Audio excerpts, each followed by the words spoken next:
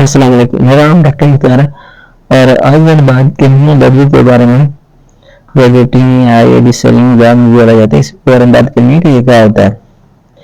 Taenia या गंदगी में फंगल इन्फेक्शन है और ये हमारी जल्द की जो ऊपर वाली सतह है उसको सबसे ज़्यादा मुतासिर करता है। ये अपने खून में नहीं शामिल होता या फिर ये डीप नहीं जाता बॉडी के अंदर, तो ये सुपरफिशियली ही रहता है। ये वाला फंगस सबसे ज़्यादा हमें सुपरफिशियली ये मुतासिर करता है हमारी जल्द को। तो जो गंदगी है एक इंसान से दूसरे इंसान में फैलने की बीमारी है, तो इसी अगर किसी एक को दर्द दिया तो उसे चाहिए कि वो जितनी भी चीज़ें इस्तेमाल करे दूसरों से दूर रखे या अलग रखेंगे।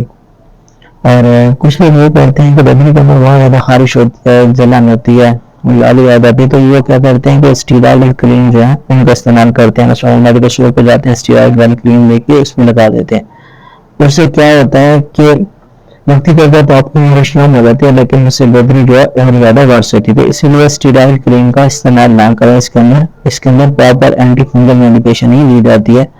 जैसे टॉपिकल एंटी फंगल जो है कुछ क्रीम वगैरह जो लोशन वगैरह दी जाती हैं। अगर फिर से काम ना बने तो फिर इसके लिए ओरल एंटी फंगल मेडिकेशन दी जाती है टैबलेट फॉर्म में। लेकिन ज़्यादातर ये होता है कि टॉपिकल से काम चल जाता है। लेकिन आजकल बहुत ज़्यादा रेजिस्टेंट आ चुके हैं रासायन में, तो बहुत ज़्यादा लोग जो है खुद से घर में बैठ के एक्सपेरिमेंट करते रहते हैं मेडिकल सोर्स से ले लेके। तो इसलिए एंटी फंगल जो है मेडिसिन की बहुत ज़्यादा आजकल रेजिस्टेंस आ रही है। तो बहुत सारे लोग ऐसे आते हैं जिनका उन्होंने ओरल भी खाए होती हैं, टॉपिकल भी खाए होते हैं, तो उनसे उनका ट्रीटमेंट पॉसिबल नहीं होगा। इसलिए कोशिश करेंगे घर में या ओवर द काउंटर आप लेके एंटी फंगल मेडिकेशन वो ना करें, क्योंकि आपने पता नहीं होता कि आपके अंदर कौन सी जो है टीनिया का इन्फेक्शन चल रहा है, सर का है, फेस का, तो उसके हिसाब से फिर उनका ट्रीटमेंट भी उसमें थोड़ा बहुत चेंजेस है। तो इसलिए बार में आप खुद से ट्रीटमेंट नहीं कर सकते ये दर्द का, या फिर आप मेडिकल स्टोर पर जाकर इसका इलाज खुद से नहीं करवा सकते। इसकी कोई रेजिस्टेंस आ जाती है और इसका ट्रीटमेंट भी थोड़ा लंबा होता है। टीनिया का जो ट्रीटमेंट है तो अक्सर लोग थोड़ा सा ट्रीटमेंट करके छोड़ देते हैं, फिर उन्हें रेजिस्टेंस आने लग जाती है।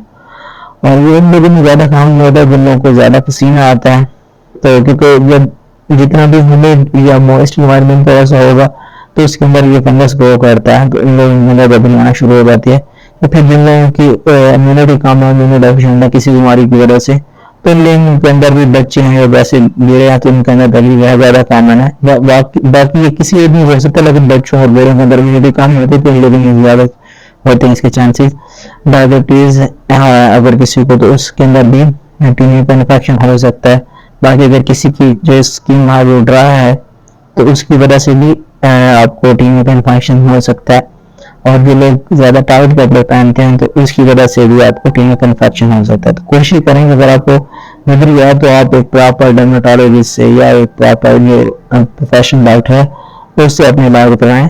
खुद से कोई भी दवा इस्तेमाल ना करें। इसके लिए स्टेरॉइड्स तो बिल्कुल ना करें, और भी कोई एंटी फंगल जो मेडिकेशन है खुद से इस्तेमाल ना करें। प्रॉपर डॉक्टर से कराएंगे तो आप ठीक हो जाएंगे। अलबत्ता इसका ट्रीटमेंट थोड़ा लंबा है, लेकिन आप इससे प्रॉपर ठीक हो जाएंगे। कोई 100% क्योरेबल डिजीज है, ये ऐसी नहीं है कि जिसका इलाज ना हो। तो कोशिश करेंगे डॉक्टर के पास जाकर अपना इलाज करवाएं।